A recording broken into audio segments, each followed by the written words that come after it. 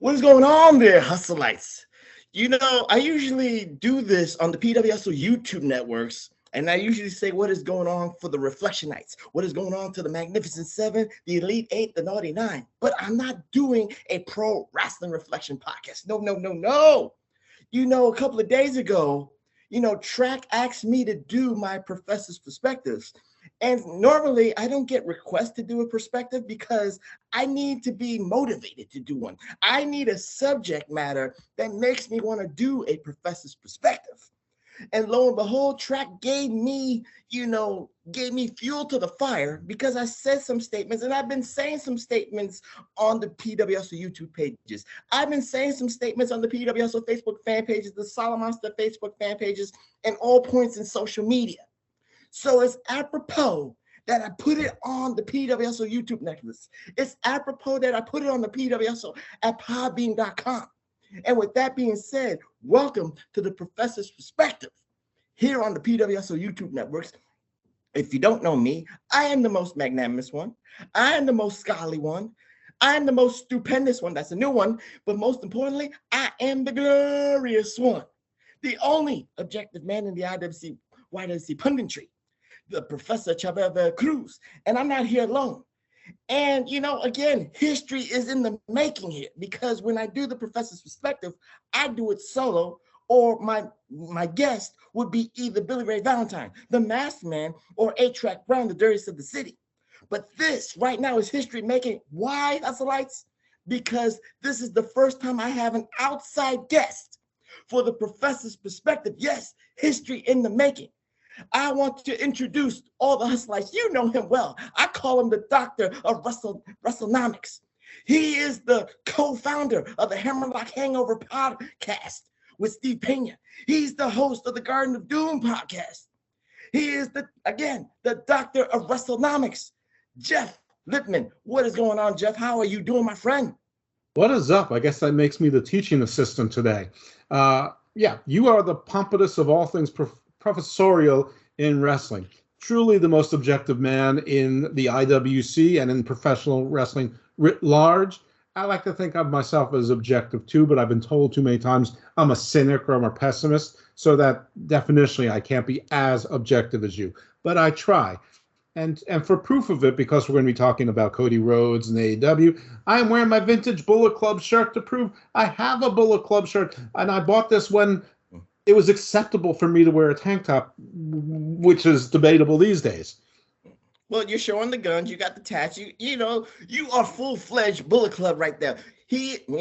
And I met his lovely wife before we were recording this podcast, and she is wearing a Bullet Club t-shirt. So you know what? They are very objective. They're not wearing WWE gear. They're not wearing anything from WWEshopzone.com. So he is Bullet Club for life. So that is proof positive. If the professor says it, it is carte blanche. But anyway, Jeff, we are getting into this very special Professor's Perspective because it is no secret. The worst kept secret was out there that Cody Rhodes was going to the WWE. Some people like A-Track Brown said it was a work. It was all about Cody Rhodes going, doing something storyline wise with Ring of Honor, the Ring of Honor invasion of AEW, which sounds good on paper and in theory, but it just wasn't meant to be. So let's get one thing out of the way with Cody Rhodes, because this is the Cody Rhodes conspiracy episode of the Professor's Perspective. I think you and I can agree, of course, it's about the money. He wants to be compensated for what he feels like he has contributed to the professional wrestling business. And in the last 6 years, since he first left the WWE, we can go down the chronologies. He was a Bullet Club member, like you are wearing that shirt. Mm-hmm. He did tour the Indies. He did the Ring of Honor. When you love Ring of Honor, when it meant something to you, he was a former Ring of Honor champion, and he's one of the founding fathers of All Elite Wrestling. And you forgot he was the Impact Grand Champion. Oh my goodness, I forgot about that little run that he had, him and Brandy Rose at the Impact Zone. Yes, again, he has done a lot in the 6 years since leaving WWE. So Jeff, let me ask you this. Again, we know it's about the money, but let's just talk about Cody Rhodes per se. legacy-wise. To me, I think there is levels to this first and foremost, because we're going to get into the AEW Easter egg about, why Cody Rhodes is back in the WWE. But we first have to acknowledge, not like the tribal chief, the head of the table, Roman Reigns, but we have to acknowledge the legacy of the Rhodes family. And I think, in my humble opinion, Cody Rhodes is more like his father, the American Dream, Dusty Rhodes, than even Dustin Rhodes in terms of his business acumen, in terms of his wrestling acumen. He's learned so much from his father, Dusty Rhodes, inside the ring and outside the ring. And I think in my understanding, in my opinion, he wants to not only live up to his father's legacy, but he wants to exceed it and propel himself even way above Dusty Rhodes. I don't think it's even a possibility he can do that, but I think he has those aspirations more than his older brother, Dustin. What say you, Jeff? I agree with you on a lot of that. I think that part of it is because they're so far apart in age and how they were brought up. When Dustin was growing up in his formative years, Dusty was not around. He was working the territories. He was on the road. He was more settled when Cody was growing up. So, he had his job with WWE. He still was doing the WCW thing, but more in a booker role, less in the talent role, and then the office role, developing NXT and things like that. So, he probably had more influence, and Cody probably saw Dusty more, or Virgil, in a managerial business role than Dustin ever did. It could just be that also Cody is more motivated that way. Dustin may have he just wanted to be a wrestler. Maybe that's all he ever wanted to be. He also seems to have a little bit of a sourpuss personality. Wait, which one, Cody or Dustin? Dustin has more of a sourpuss personality. Oh, okay. Now, Cody may have a difficult personality, but I think he's got more of that ambition in him. Now, I can't really psychoanalyze either of them, but what I will say about Cody is when he left the WWE, he was a mid-low card, but he was successful. He had a gimmick. People knew who he was. He could have done that for a while, but he bet on himself, and he won. And it was by no means a safe gamble. Wrestling was mediocre. People say it's hot now. I'm not really sure that that's true. Actually, I'm sure that they overblow it, but that's a different debate for a different day. But he gambled on himself. He went to Impact. He went to Ring of Honor, hardly in the same league as WWE. He did his Japan thing. He met some of the right people. Apparently, he wined and dined and flew some of the right people, and got himself insinuated into worlds that he may not have been. Now, they probably used him a little bit for his name and his fame. But wait. Let me stop you there.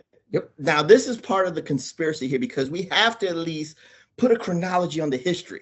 When he left in 2016, he had that list. It was very famous that he had a book. He had a long list of names that he wanted to work with, and I think Kenny Omega is one of those names. I think Mike Bennett was one of those names. So you knew he had a filler name, whether it was an Impact or Ring of Honor or in New Japan, and he fulfilled that list. But imagine Mike Bennett being on a bucket list.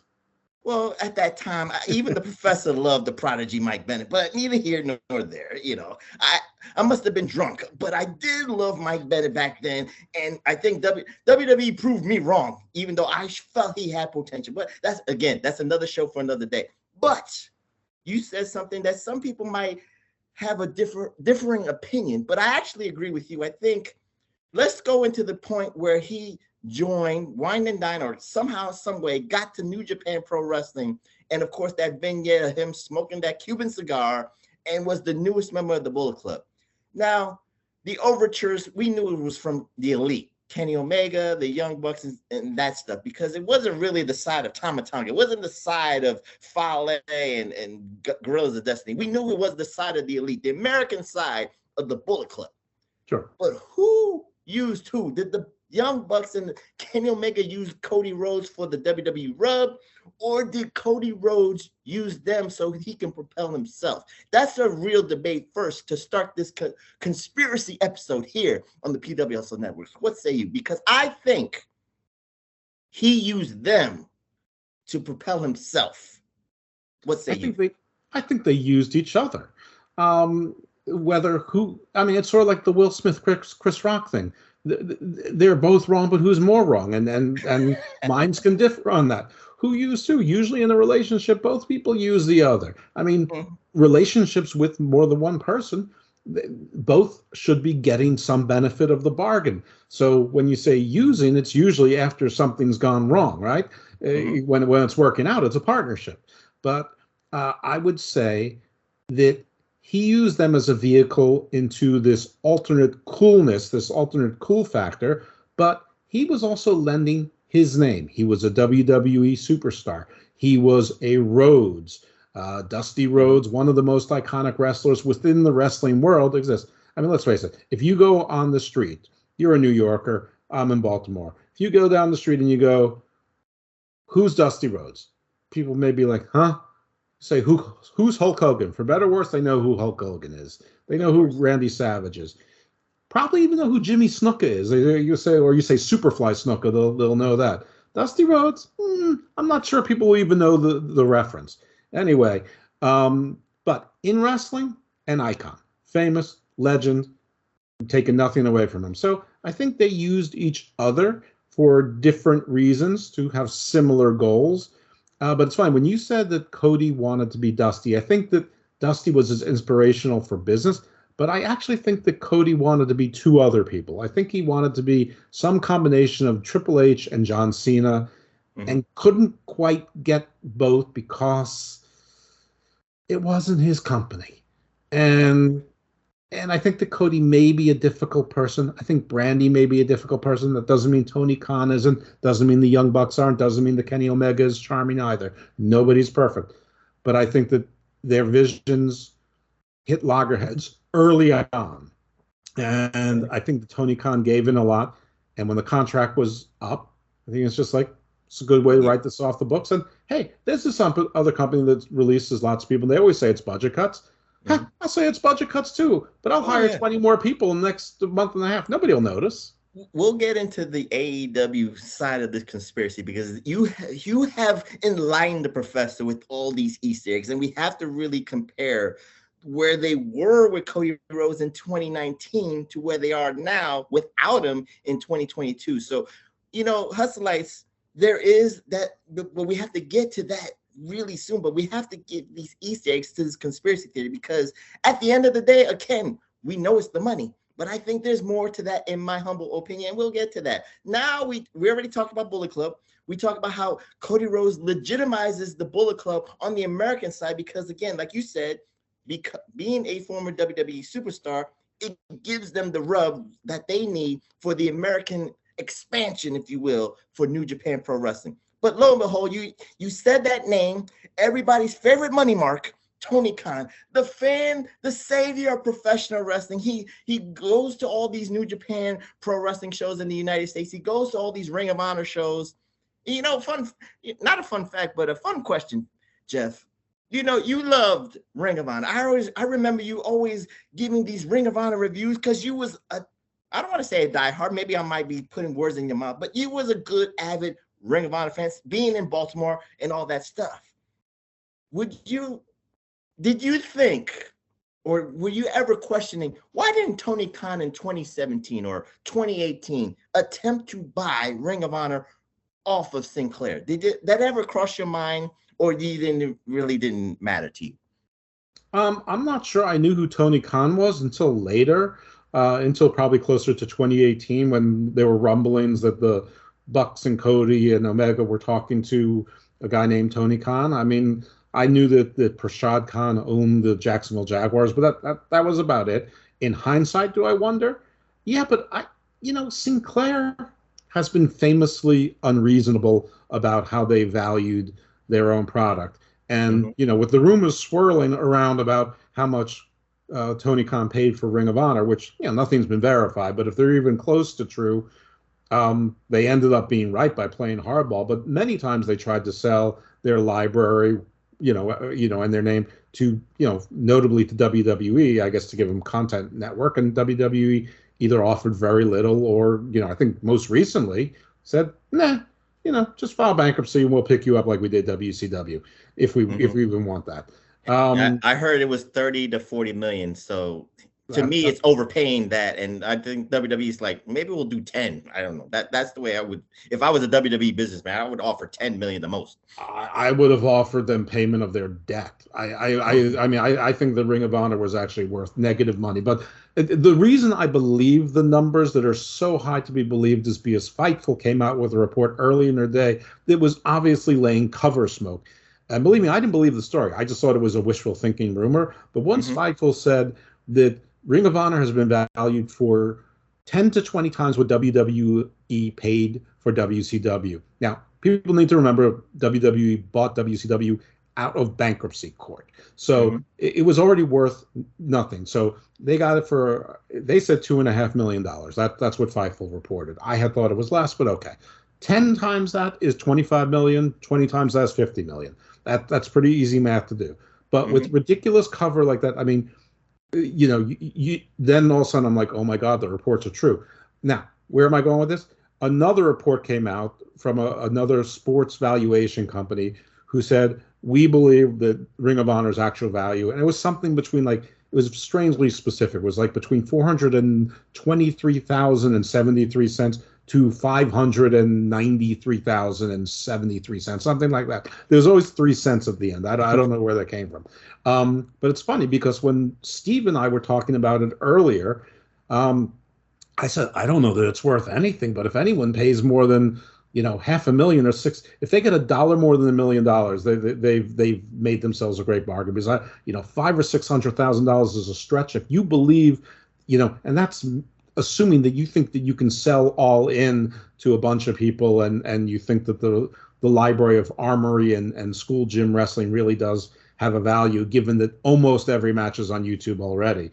And sure enough, the valuation, which came later, was mine. But Tony Khan, not being the shrewd businessman that he is, or maybe he is, I don't know. We'll see. Time will tell. He seems to have paid full freight and bought into it. So good for Sinclair. But I don't know that he would have paid that same amount before he had I'm not going to say the success, but the successful reception he's received with AEW. They haven't made a dime. I mean, they're in the whole 10 figures. I'm sorry, over $10 million every year. But they, and they think they'll make that up with the video game or maybe with the TV contract renewal. It's very easy for them to. How they made it up. His father, Shad Khan, will just take a little bit off of that network NFL TV money and just dip it into the AEW funds. They'll find a way to funnel it. Don't worry about that. I don't think so. I think Shad said. I think that's why Tony bought Ring of Honor himself. Because Shad said, we're not spending another dollar of my money on wrestling. Whatever you do is with our initial investment, which was I think $100 million, and with revenue. And I think Tony bought Ring of Honor. Just partly, because I do think that Tony believes in himself and his vision. Whether he's right or wrong, time will tell. But I think he bought Ring of Honor partly for, the ego, partly to have it, partly to give more wrestlers work and time exposure. But I think I'm a cynic. I'm a pessimist, so I think part of it was insurance. So that if Dad pulls the plug on this, if the TV renewal money isn't there, if the video game flops, that he can still own a wrestling promotion and be a wrestling promoter without anyone on top of him. I could go with that. Really, really easy to go with that with the Ring of Honor. It's like another toy in the toy chest, just in case if one breaks, you got a backup there. Exactly. So within the Cody Rhodes conspiracy, Hustleites, now Jeff has pointed out all the history not all the history, but all the logistics with AEW. But to go back with Cody Rhodes and the Bullet Club connection, of course, we got to talk about All In. We don't know how the history is. A tweet from Dave wants to say, we'll see if they can sell out, if another promotion other than WWE can sell out an arena for 10,000. And Cody Rhodes took the mantle saying, we will do this. And of course, Ring of Honor bankrolled it. And we all know that history. All In was a success for an indie promotion. For indie wrestling event. We're not even going to deny that. But it laid fuel to the fire for All Elite Wrestling in 2019. So now this is why I did the Professor's Perspective with Jeff Lippman. I needed him for these Easter eggs because we were talking about this. We were sliding into the DMs, not in that way, Hustleites, but we were sliding each other's DMs because we had to compare notes. Now, Jeff, with the success of All In. And then, of course, maybe, Tony Khan schmoozing the Bullet Club, schmoozing the Elite to get out of their Ring of Honor commitments, get out of their New Japan commitments, because he sold them on this concept to create an alternative to WWE. And of course, the illusion, I don't know if it's the illusion or it's on paper. Jeff, can you confirm this, or whatever? Were they given the title of EVPs because of Tony Khan just, as icing on the cake, or was it just by name alone for the marks? What say you on that?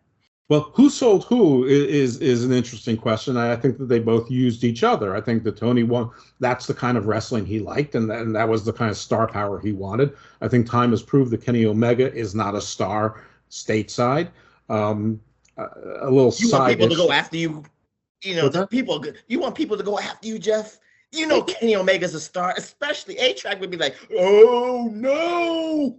Well, A-Track should be the one that's the maddest and should agree with me the most, because he loves Impact, and Kenny Omega almost single-handedly killed Impact. They're only first starting to recover now, and it might be too late. I mean, the interesting thing about All In is that it really was All In. Lucha Underground participated, no longer in business. Impact participated. It had double its viewership then than it does now. Ring of Honor participated. Well, we know what happened. Ring of Honor went on hiatus. They were going to do a grand reimagining, which was all of, we're going to say we're doing stuff, then we're going to probably wrap this shit up, and we're going to try and find a sucker, and a sucker they found. You had New Japan, who was primed to do New Japan Strong, which at this point does, their YouTube show does generally, after 3 weeks, it might cross 10,000 viewers on free YouTube. That's it? So I thought it would do like 25,000. I thought it would do much. Now, New Japan content has just started on Access TV. The most recent week, last week of new content, they had 56,000, which was down 29,000 from the week before.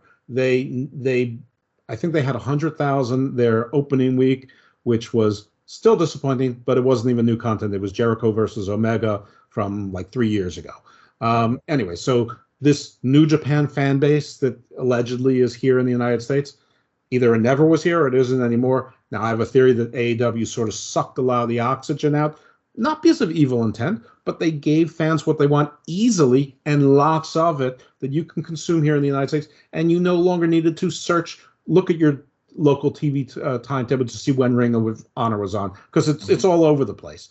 You no longer need to search for New Japan. Access is nowhere, so you didn't need to. AEW gives you that variety all in one bubble. I get you.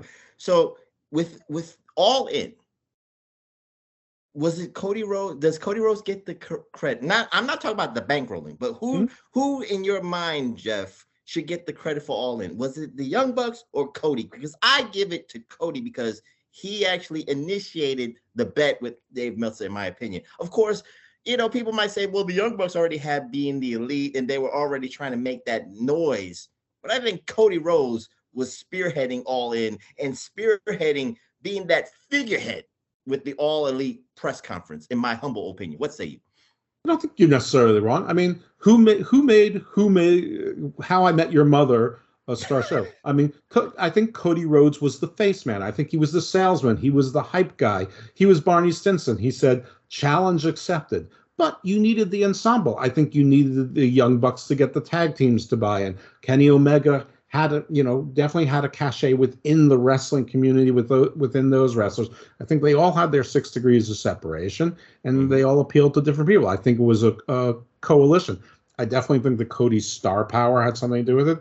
Cody probably did funding some of the travel and expenses, for some of the guys. But ultimately, Ring of Honor bought into it, to their dismay, though maybe that was factored into the $40 million that maybe they got, so maybe they're happy with it now. I don't know. Who knows? We don't have an alternate timeline. All I know is that the what was they called, Lifeblood, the replacement faction certainly was a flop, and so was everything else since then. Absolutely, I agree with that. I will just say that Cody was the front man, the hype man, the sales guy, the closer, but I'm not going to say that they all didn't play a role in it. I give you that. Are we giving too? So then maybe you're saying that I'm giving too much credit to Cody and not enough credit for the 6 degrees of separation. I actually respect that sentiment. That is a 6 degrees of separation. You're like, Kenny Omega has connections with the women's wrestlers from Japan. I know, again, the tag team division, the Young Bucks was very adamant about bringing back tag team wrestlers. I get you all that. I just think Cody Rhodes, having his father's blood in him, if you will, wants to do more. That's why I always say when he came back to WWE, there's more to this because of being the prodigal son, as Corey Graves has said, is calling him. He has more ambition, as you said it, of doing a lot of things, managing wise, promotion wise, presidential wise, or whatever the case may be. Cody just has more ambition, in my opinion. That's where it goes. So now we could talk about the. But I never answered your original question, because you asked me about the EVP thing. I mean, at the time, who knew? I think that they did have managerial roles. I thought that they had separate salaries. I thought that they had benefits. I thought that they would have stock options and things like that. And maybe they had some of those things and not others.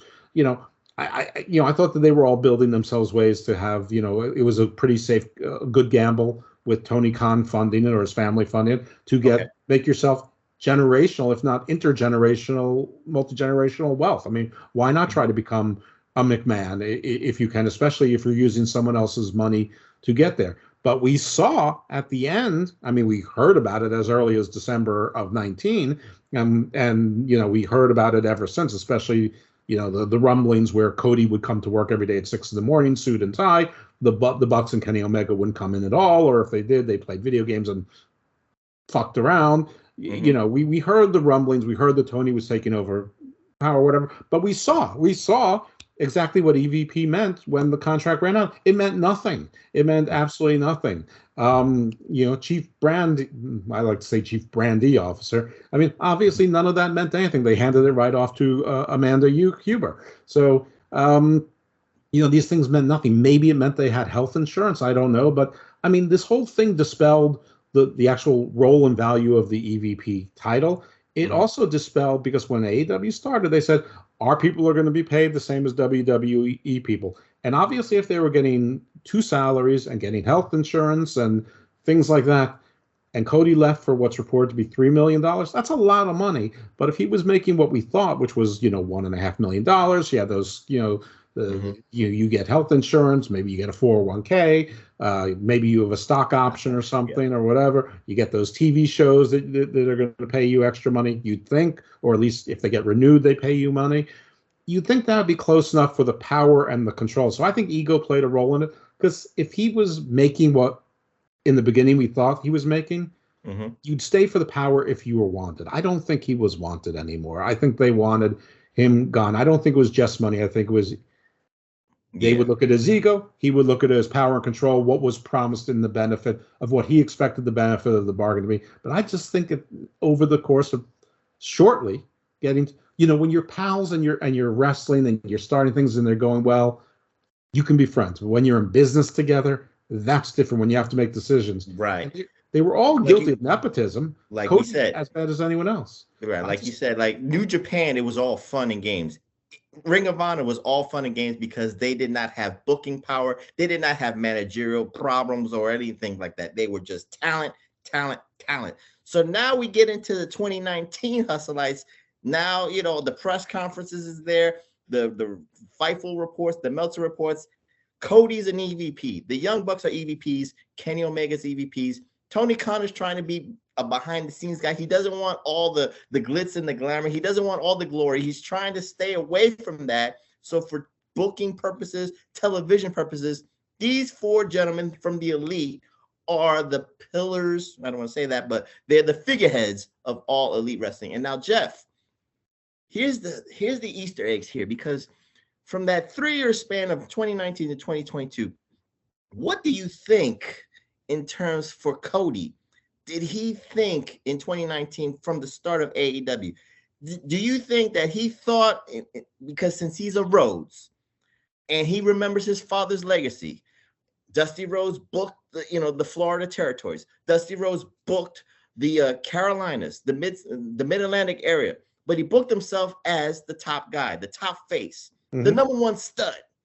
So Cody Rhodes is coming into this because, again, like you said, he bet on himself. He did tour around the world. He went to New Japan, and now he has his own alternative company.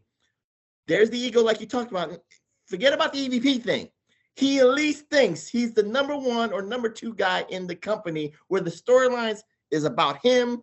He's the top guy facing maybe the newest talent, the newest heel, the up-and-coming star. What say you about that philosophy? Because we know that there was a philosophy difference between Cody Rhodes and Tony Khan. What say you? Okay, first a little story. So I went to college in Georgia. I went to Emory University between 86 and 90. And Georgia is heart of wrestling. So on Saturday nights, you had WTBS. It was Georgia Championship Wrestling, turned into WCW during that time for 2 hours. But then after that, on a local channel, you had a block of like 8 hours of 1 hour wrestling shows. Sometimes even WWE, like Superstars, was on. But there were times where Dusty Rhodes was the top face on 4 of those hours in 4 different promotions. So it'd be Georgia Championship Wrestling, Continental Wrestling, Florida Wrestling. Sometimes he'd be in the Mid-South of USWA or whatever. You'd see him all over the place. And I didn't understand tapings at the time. I'm like, how the hell is he all over the place? I'm 18 or 19 years old, and I'm not trying to be a smart fan, and I'm not trying to read magazines, and there's no such thing really as dirt sheets. There's no internet yet. We're still working word processors. So you're right about Dusty. What do I think? I think that Cody wanted to be Triple H and Dusty so badly that he actually put that stipulation that he could never challenge for the world title in good faith, just to show people that he didn't want to be Triple H and he didn't want to be John Cena and bury everyone. He wasn't going to be Jeff Jarrett, yet he did it in every other way except for the world title way. So he sort of wanted to have his cake and eat it too. And I think he could always say someone, what ego? I can't have the world title. But, no matter who they brought in, he had to beat them in the end, whether it was Brodie Lee, whether it was Pentagon, who'd be real quick, whether it was Malachi Black. I mean, Andrade, he put himself through a fire table and still managed to beat Andrade. I mean, I think they're like, okay, you're saying you're not Triple H, but you're coming out with a throne. You're coming out with a golden hammer. You're doing all of this stuff. You're coming down the suit. I mean, you're basically still booking yourself this way. Plus, you got us to hire your brother. Maybe in the beginning it made sense. Now we have Arn Anderson here for what? And we've got all of the students from all of your schools. Your partners with QT Marshall, and now we've got all of his students there who really aren't worth a damn for the most part. Even Hookamania, that fever's breaking. So yeah, I think that a lot of ego got in the way because even though he put that stipulation in, that was almost like his answer to everything.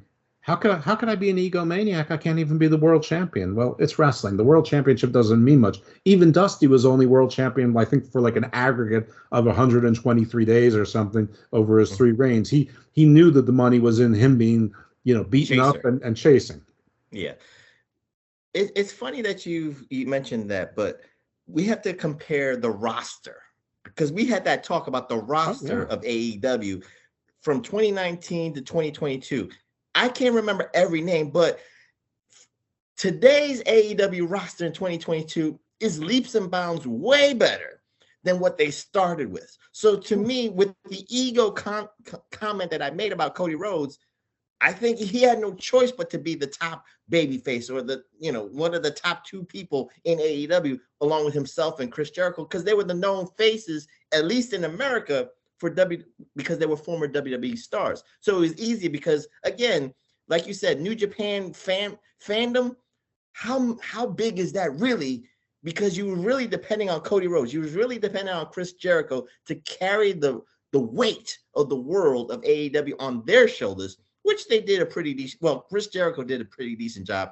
Again, it's debatable about what Cody Rhodes brought to the table because you mentioned it. Certain things about Cody Rhodes. We got to talk about the negative things right now. Of course, there's a bunch. There's a 1,004 list like Chris Jericho had. So I don't want to name 1,000. Can I do one point that you just touched on because I know we're going to spend most of our time in 2019 and that roster and sort of where are they now. But the interesting thing is, I agree with you. The formula, they had to have the big names, the names that people knew, and then you would, the wrestling world knew the Bucks, so you could feature them, and there were some other people as well. But it was basically Jericho, Cody, Omega to an extent. They brought in Moxley right away, and that came in. Mm-hmm. But 3 years later, if you watch Dynamite, the formula really isn't different. If you like the first hour, the last 2 or 3 weeks has been basically the same thing. It's CM Punk, it's Bryan Danielson, it's Jon Moxley, it's Chris Jericho, probably the Hardys. I know Sting isn't a WWE guy, but he's certainly not a AEW guy either. I mean, whether he's a TNT or WCW or WWF guy, he's a known icon for the wrestling world. Yeah, I get you. Even Chris, I mean, if you didn't know AEW existed and you weren't watching wrestling for 3 years and you turned on AEW and you watch it, you would just think the WWE had a different show. That is true. Yeah. I mean, again, Punk, you are right. Punk has opened the Dynamite for the ratings purposes. The analytics, again, in 2022 compared to 2000 is way different for cable TV metrics and valuations for even wrestling programs. So we don't need to talk about the logistics. We're just talking about the formula of the show. Is they're still relying on the same thing for the most part, not exclusively, but for the most part.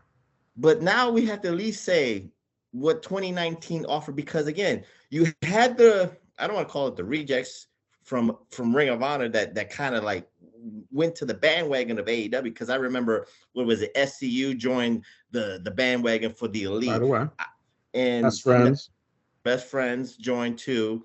What you would call it, the women's side, the Bunny, Butcher and the Blade joined the AEW train, and the Bunny was coming from Impact Wrestling.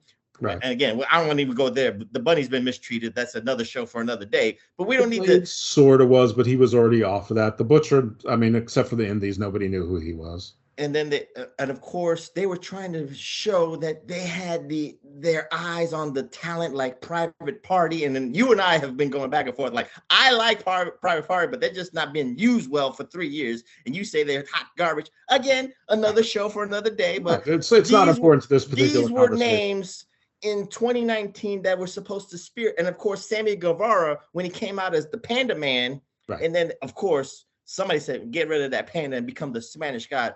Whoever said that, hopefully, was Cody Rhodes saying, get rid of that panda outfit. You're the Spanish guy. You need swag. I think it was Jericho. Well, thank God for Jericho then. But you could tell that certain young people were gravitating towards the veterans, and then certain young people just was doing their own thing. But again, like you said, the formula was to depend and rely on the known faces and then try to bring up these young people. But the young people, nobody was really invested, Jeff. Is that not hard to say? We weren't invested in Private Party fully. We weren't invested in maybe Dante Martin fully. Probably Dante Martin came later, but I mean, I think MJF established himself pretty quickly. I don't remember if Wardlow came after TV or before TV, but they brought him in as. I think he came in 2020. I think more. Okay, so he came late, so he doesn't count as original. I think there were people that were interested in Sammy Guevara. Whether they would have been if he wasn't part of Jericho's crew, I'm not sure. I mean, they targeted Darby and Orange Cassidy and Jungle Boy, all people that 3 years ago I always said, no, stay away from those people, like 140-pound wrestlers. No. But people have accepted them to various degrees. But they also brought in Marco Stunt, who now they brought out. Luchasaurus came from Joey Janela. We can't forget Joey Janela and Sonny Kiss. Those were the originals, right? Yes. The women's roster is I mean, Bea Priestley, not there anymore. Sadie Gibbs, retired. Kylie Ray quit almost immediately. Awesome Kong really was never there to wrestle, period. But she's formally retired. Nyla Rose, she's an original, still there. Is she better off than she was then? I would say no.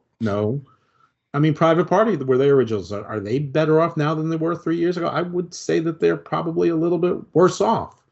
Yeah, like I said, they haven't been used right. I think that if they were more WWE ready than probably nobody even gives them credit to be, because they have a ready-made Monday Night Raw gimmick with what they do, and they'd be more fun and entertaining on WWE. Would they be winning tag team titles? No, but they'd be more entertaining in WWE Raw doing some stupid shit. But that's neither here nor there.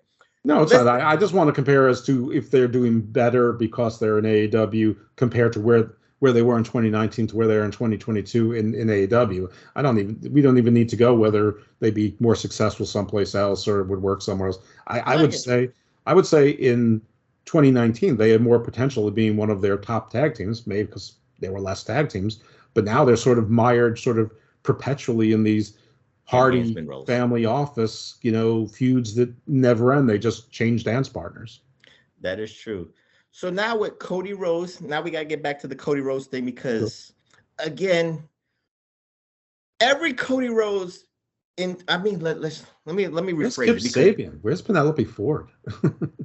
Well, Penelope Ford, once she got blood on her face after that tables match, I haven't seen her after that, so I don't know if she's selling that. So that's a good selling point. She's telling the story without even telling the story. Long-term storytelling? Yes, that's long-term Tony Khan telling story. But gotcha. Cody Rhodes' presentation. I learned something from you. Yes. When Cody Rhodes was in that AEW ring in 2019, of course, the fans popped. And he could do no wrong. Mm-hmm. Even if you hated Brandy Rhodes and people said, well, okay, I love you, Cody Rhodes. I don't like Brandy Rhodes, but we'll tolerate her for the time being. But we just want Cody Rhodes. Only Rhodes. Fan right here.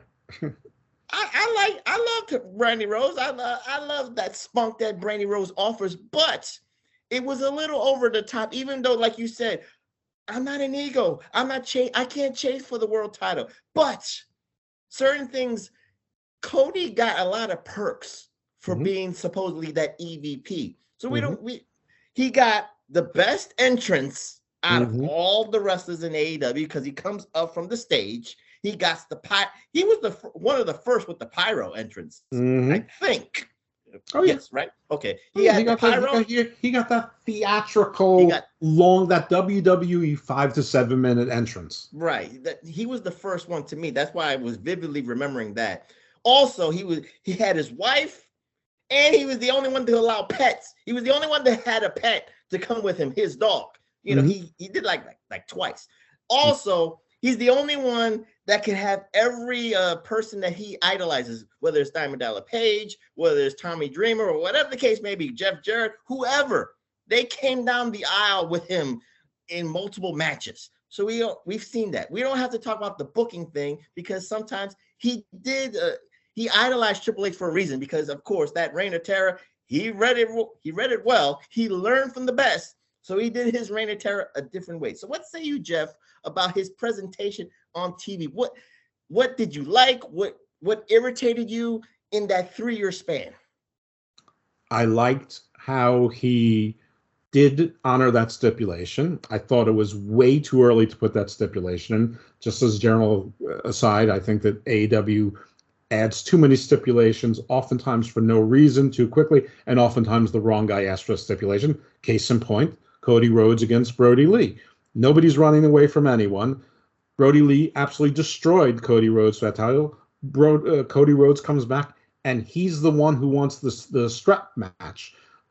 Even though Brodie Lee's not avoiding him at all. I mean, you get a strap match when you've tried to chase them and they keep sneaking out of the ring. You can't find them, you can't catch them. They keep disqualifying themselves. They get themselves counted out. You don't get a strap match just because you lost once. So, I mean, it made no sense. Listen, and the AEW fan base likes gimmicks and whatever, but I think even they're getting tired of it. But that's what I didn't like is that he always had to go over even when it wasn't necessary. Brodie Lee is the only one that made the Dark Order feel anything other than ludicrous. They mire everyone else. Adam Page has been breaking up with them for 16 months now, and that's still a story, and it's still making him feel mid.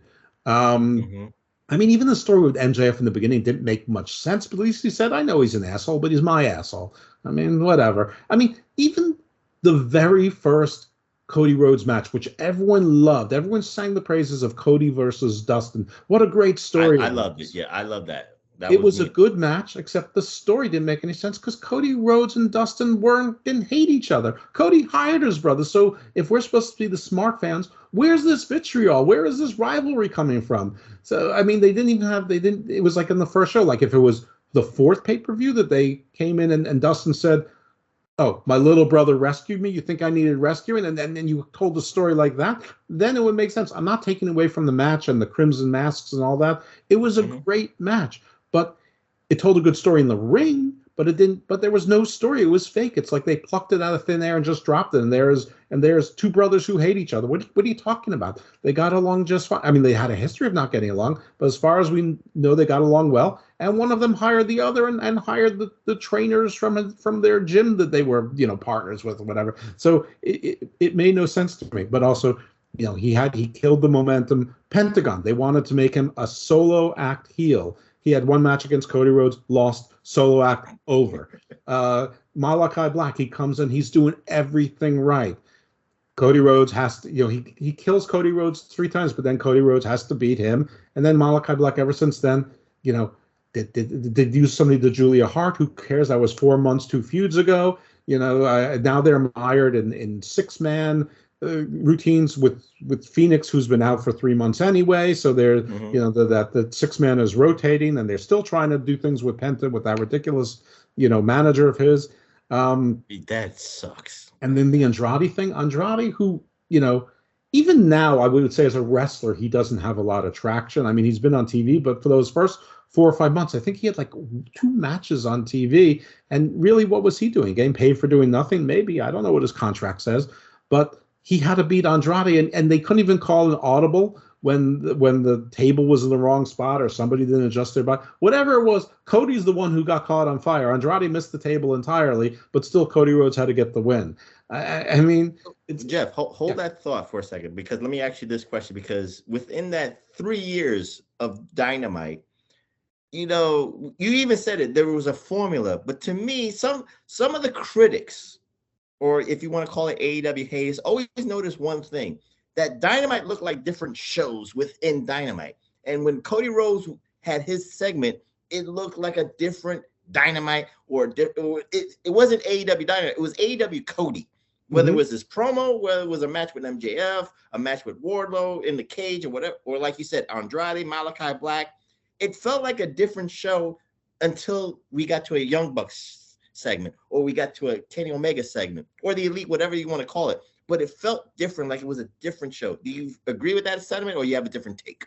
No, I agree 100%. His segments would never take less than 15 or 20 minutes because he had a long promo, he had the whole theatrical entrance, and then he would still have the match with the same length as every other AEW match, which is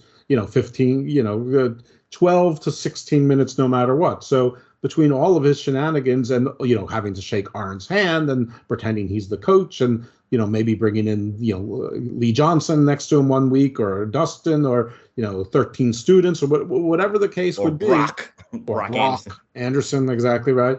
One of the many. Whatever he was doing, it took so much time that other parts of the show, obviously time had to be cut. I mean, they had problems with time management. Now some of it could just be cut if Cody didn't have this Roman Reigns bloodline like entrance and all of that pomp and circumstance and time.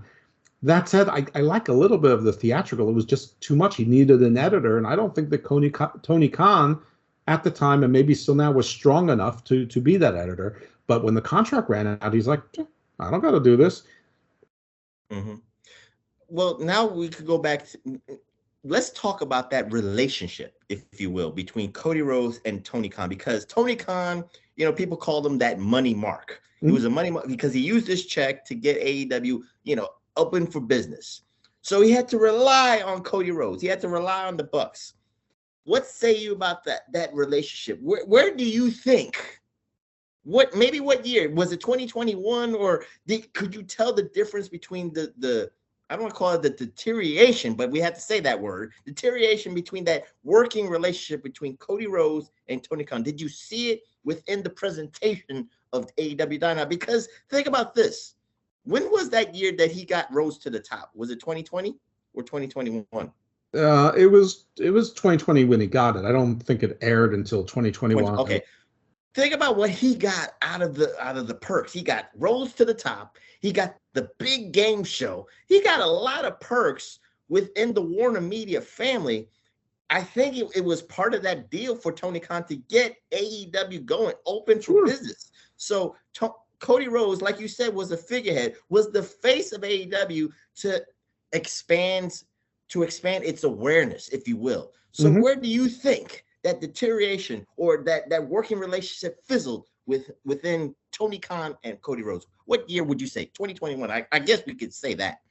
Well, that's clear. But I mean, I think that there's phases, and everything in the world is more complicated. And it's probably more complicated and more simple than we're going to make it out to be. But those first few months, clearly in December 2019, that's when Tony Khan said, I'm taking power control. And those first few months, I don't care what anyone says, those first few months, TV was a mess. From the Jericho Cruise on in January 2020 through sometime during that summer, Dynamite was a whole different show. There was still a lot of chaos and there was some crash TV, but it was by far the most entertaining wrestling television show on TV that I watch. So I watch a lot. I don't watch Impact, but I watch Ring of Honor. I watch MLW. I watched NWA. I watch all the WWE products. I watch NXT. I watch all the AEW products. Dynamite was by far, and every now and then I'll watch a YouTube indie show or something like that. Just to keep my eyes on, see who's still around, to see, to my surprise, Charlie Haas still exists and things like that. Anyway, so he exists? I only saw him once. Yeah. He was in Southwest Texas Fury now. He's got a little faction. I think it's called the Prodigies or something like that, or the Pedigrees, something. Doesn't matter. Anyway, by the way, Evil East is their champion. And another one who came and left. So we had what I call their glory time. I mean, this was a really solid. Was it perfect? No, but if wrestling's 70% good, that's A+ in wrestling world.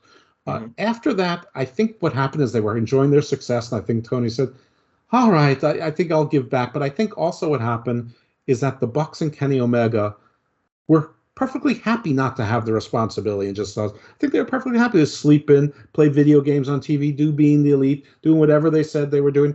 Kenny would bring in his Joshi girls from time to time, and nobody would watch those segments, and he would argue with people, including me, that Maka Ito was good because she stuck her middle finger even though she couldn't throw a working punch. Whatever it was. He has his little fetishes. Good for him. We all do. We just don't all get to put them on TV. Yes. And then I think Tony Khan sort of came back and started letting people out. And I think it probably was mostly Cody, because I think the other ones really didn't care. He put Kenny in charge of the video game. That's gone really well. I guess in charge of the women's division, that's gone really well. In charge of the Japanese wrestlers, they're complaining that nobody helped us find housing, nobody provided us translators, no one told us where to eat, where to live. Kenny, he had one job. Kenny had 4 jobs. One was wrestle. Well, he got himself injured, so there's one down the road. The video game, that seems to be a giant flop. The other one manages the women's division, and Britt Baker is an amazing character. Thunder Rose is a good wrestler. And they've gotten some other good wrestlers. I can't give Kenny Omega that credit. I have to give Tony Khan that credit for being that fan that he is. But the women's division is crap. I mean, they've hired a series of saviors: Kiera Hogan, Ruby Soho, now Toni Storm. I mean, Mercedes Martinez. Does the women's division ever really feel important and bigger? No. So he failed in that, and to make the Japanese girls feel welcome here. So Kenny is really 0 for 4, but I'll give him the wrestling one. So he's 1 for 4. But I think that they were happy enough to step back. So I think it was Cody who said, I want to do more. I want to do more. And then they got that. You're right, because it looked like to me in that 3-year span, Cody with the suit, but I think he wanted to take the pressers. He wanted to take all the news interviews. He wanted to go on all the news morning shows to promote AEW, to promote. He wanted to be Paul Levesque. He wanted, you're right, to be Paul Levesque, to be Vince McMahon, but also to be John Cena, to have those smaller acting gigs to build them into a bigger acting gig. Absolutely, because he wanted to be a bigger face. He wanted to have a bigger presentation. He wanted to be, what is that word, Hustleites? Larger than life. It's one of the ugliest words that the YWC just doesn't want to even hear, because it's all about the work rate. Again, work rates don't draw money. Larger than life characters draw money. But that's another story for another day. So you're right. The presentation of AEW Dynamite got better in the 2020s. But again, I could also flip it and say the pandemic made it easier for, Kenny Omega to take a step back. It made it easier for the Bucks to take a step back because they weren't touring. They weren't forced to tour. They had to stay at Daly's place for about a year or so. Right. So, and the wrestlers could show their personalities while they were the audience. So you could have MJF and Sean Spears gambling, and that was kind of funny. You had Sammy Guevara doing the cards, with so he's speaking when he's not speaking. So I think that helped a little bit. But yeah, I mean, that was part of it. But you can definitely see as Cody's influence started to wane again, as obviously people got sick of him and the reports started making it public, that the pace of the show slowed down. There weren't, there were still a lot of factions, but you didn't necessarily have, 72 people on in the first hour and 40 in the second hour. It started to slow down. They'd fall into their other habits from time to time. You'd still get things like Trent's mom, Sue, being a character. You had Orange Cassidy go from a sporadically and perfectly used sort of comedy character who could fight when he needed to being featured as a main event guy. Mistake. You bring in, and also Tony Khan misjudges things. I mean, he's such a smart Mark Wrestling fan that he actually thinks that things are bigger deals than they are. So he thought that, I can't even, the people like Tomohiro Ishii were a big deal, or that Christian was as big a deal as Edge, and he just never was and never will be. And even Big Show and Mark Henry. Yeah, bringing in Warhorse, or and well, that was a Cody thing. That wasn't a Tony Khan thing. Well, but he signed off on it, but oh, wait. We got to talk about, at least since you talk about the world title, the Eagle thing. Well, I can't chase for the world title because I wrote that story. I wrote myself out of that story. Right. Now, the TNT title was created for Cody Rhodes to have something to chase, something to defend, something to showcase for AEW Dynamite. And again, at first it was nice for him to hold on to the belt. He was the figurehead. I had no problem with that. But then, like you said, maybe the people, maybe the fan base started to wane and started to get pissed off. And maybe they got the flashbacks. They got the PTSDs of Reign of Terror 2021 with Cody Rhodes and the TNT title division. Do you agree or disagree? Completely agree. 3-time champion in a year and a half? Come on.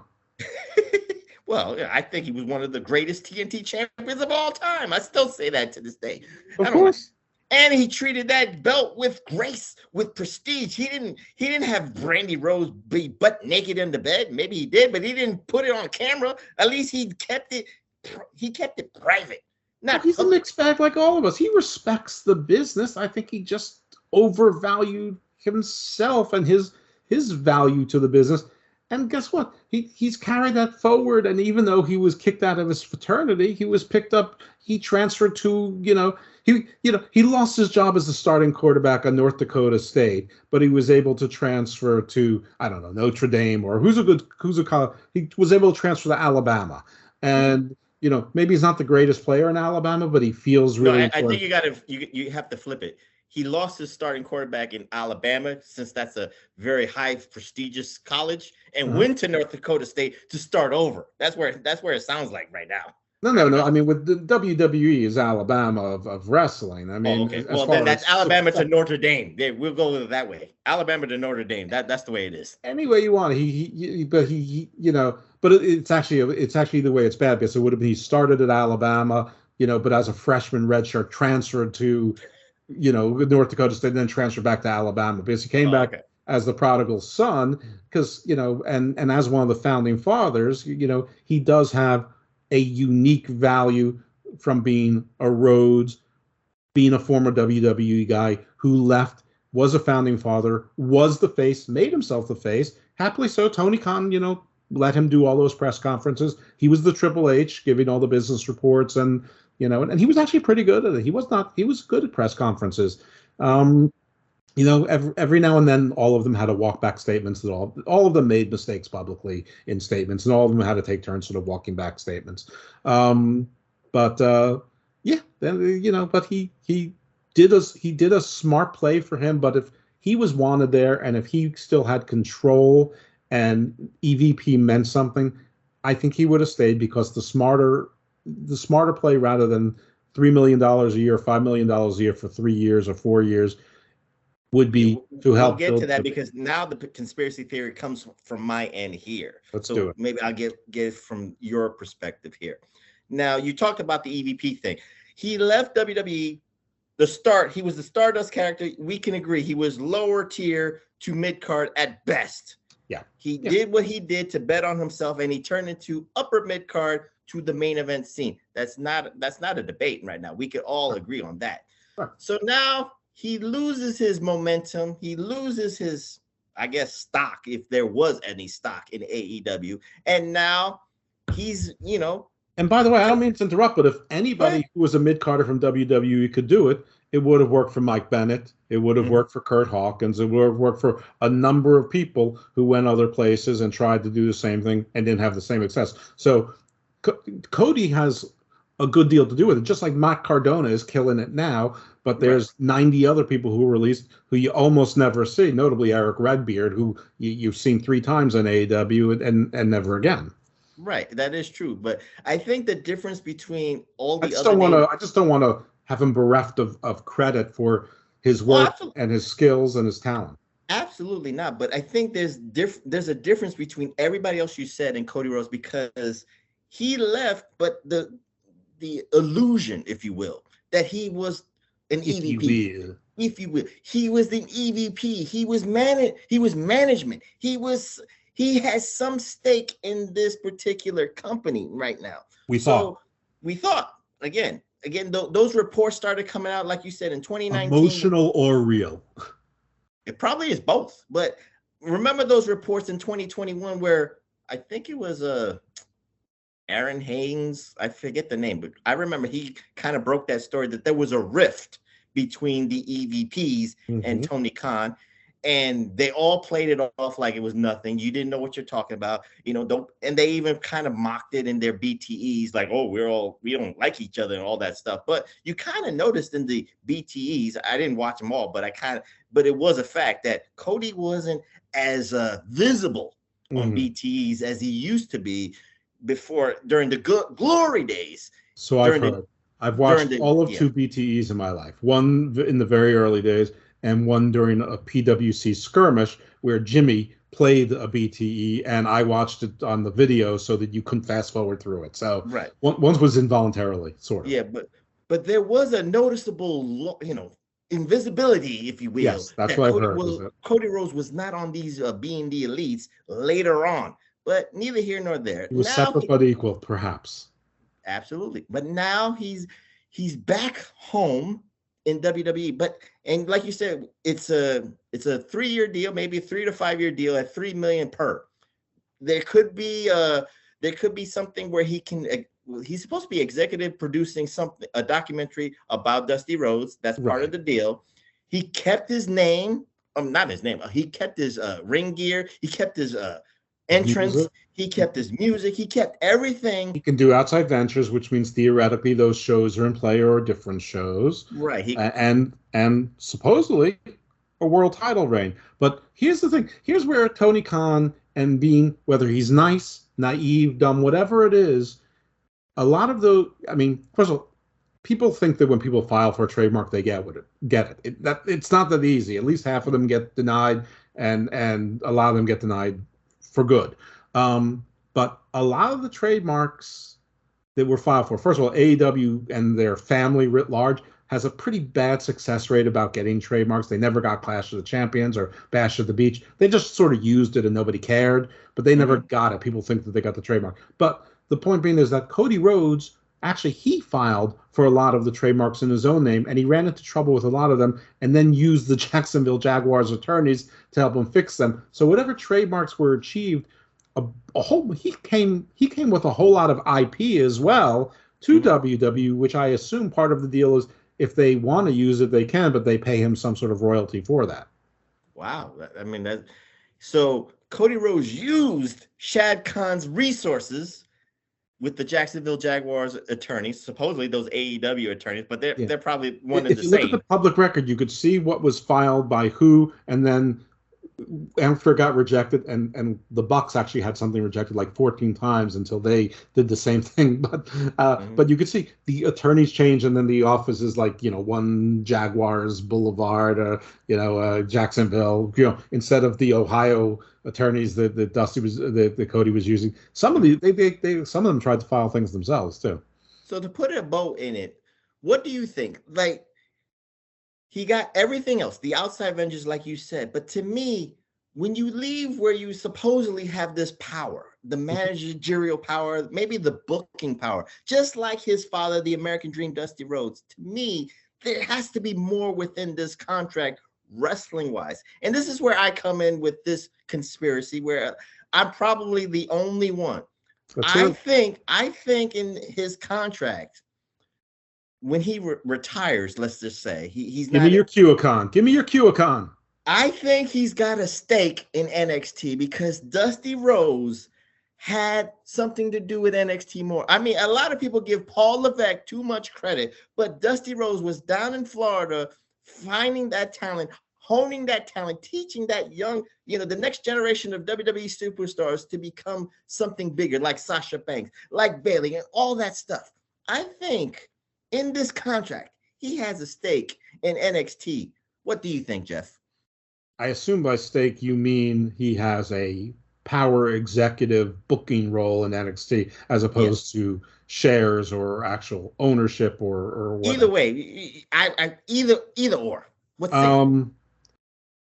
I think that's too far down the road. I think Cody, what's he, only 35? I mean, realistically, he could wrestle for another 15 years, and that's a long time to assume he's still going to be with WWE, still be able to wrestle, do anything. But I wouldn't be surprised if it's something like if they had something that if he gets injured or something like that, that he can still work for NXT instead of disappearing or whatever the case may be. Maybe there's a handshake agreement on that. I'm not sure. I'm not going to sign off on it, but I'm not going to dismiss it either. I just think that with wrestlers wrestling well into their 50s these days. I'm not disputing that he might wrestle until his 50s, but I think there's a stake in NXT where he could get that booking power. Maybe that Nightmare Factory that he runs can be a pipeline for the Performance Center because, of course, Cody has an eye for talent in his own right. So maybe there's a funnel channel, if you will, to use his own school. And Vince McMahon doesn't have to do these tryouts all over the country, all over the world. Maybe. I'm not sure. I mean, I think that the WWE has their own idea of what they're going to do, but we've seen that it's not, it's not all we only want, athletes from college. I mean, they've signed Roxy and they've signed Jake, what's his name? Jake Tucker or Jake Mother Tucker. I mean, they've signed some other indie wrestlers. They just brought a kid over. So obviously it's not a hard and fast rule. There might be something to that. I mean, listen, I'm sure the phone is always open. And we've also heard reports there was like something where like every week that something would be released. WWE is very high on Ethan Page. WWE is very impressed with Wardlow. WWE is really high on Malachi Black. He was so professional when he left. We would really like to talk about, him coming. We'd welcome him back, when his contract is up. Things like that. So there may be something to it, but I'm not going to dismiss your conspiracy theory. I'm just not going to co-sign it all the way right now. I respect that 100%, Jeff. And I thank you. Again, I thank you for being the first outside guest for the Professor's Perspective. This is monumental because I always do it solo. I always just do it with maybe one of my PWHustle brothers. You are the first. I am so honored to be an outsider. The first. We have deflowered the Professor's Perspective. You broke my cherry. Right. You're only the second virgin I've had, and the last one was 30-something years ago. So okay, good for me. Wow. This is great. Still got it, Littman. Thank you, PWHustle, for having me on. I think someone kicked me out of your Facebook group, so see about that. But some of you what? I'll let you back in. Don't worry. You just let me know, and I'll let you back in. There's no rhyme or reason because I'm an admin. You got carte blanche. So Jeff. Give out your socials, give out your podcast information and all that, so all the hustlites can follow you back. Yep. Hammerlock Hangover is the wrestling podcast with me and Big Daddy Cool Stephen Pena once a week. We're pretty methodical on that. I'm periodically on a bunch of shows, and then Chabelle knows us too because he's periodically on some of the same shows. PWC Skirmish, sometimes Carnage, Uncaged, which is How Many Media Group, Channel Attitude as well. I've been on that 3 weeks in a row. You're bringing your cherry there too. Yeah, right. I've also been on the @Mark Blow Off a few times, so you can find me in various places. Also I'm on the Drew Yari Show probably about once a month as well. My non-wrestling podcast, which is really my baby, Garden of Doom, mythology, theology, sometimes hard history, sometimes fringe history, pop culture, vampires, monsters, anything that goes bump in the night. We've had UFOologists, best-selling authors, but we've also had some podcasters from around the world in very serious. We've had the History of Africa podcast host twice, the Eastern Border, the History of the Russian Empire. He's been on. Our Fake History, he's been on as well. So a lot of variety. And then Garden Views is sort of like a cousin show, which is more mainstream interviews. In the beginning, it was sort of a little bit of variety. There's some interesting stuff there. But lately, we've been doing a lot of legal-related shows that we think thinks that might have broad appeal, maybe even international appeal. But part of it is that I'm laying a trail to have shows about once a week where we're going to try to find some aspects of international or domestic law that we can at some point extrapolate to the emerging law of space, at least before Elon Musk takes over all of space and makes the law for us. Oh, you're leaving that breadcrumbs for everybody to listen to. So right. Now, you are teaching the masses. If you subscribe to Hammerlock Hangover on the Wrestling Soup Network, you get all three of those shows. If you just apply to Garden of Doom anyplace else, subscribe, not apply, you also get Garden Views. They're on the same feed. So if you only want one of them, they're still going to come down. Just delete the one you don't want. And the professor approves these podcasts because I listen to them religiously every week myself. So with that being said, thank you to the Doctor of WrestleNomics, Jeff Lipton, for being on a very special Professor's Perspective. And you can find me on my Twitter at PWHustle, PROF. That's PWHustle Prof. And also find me on my other nostalgic podcast, the PWR Podcast, the Pro Wrestling Reflection, with myself and TW, Tommy Wonder, at the PWHustle Networks at podbean.com. And with that, I'm the Professor. That's the Doctor of WrestleNomics, Jeff Lipton, saying good night. And we'll see you. We might do another Professor's Perspective here on the PWHustle Networks on the YouTube. Good night, Hustleites. Stay evil, my friends.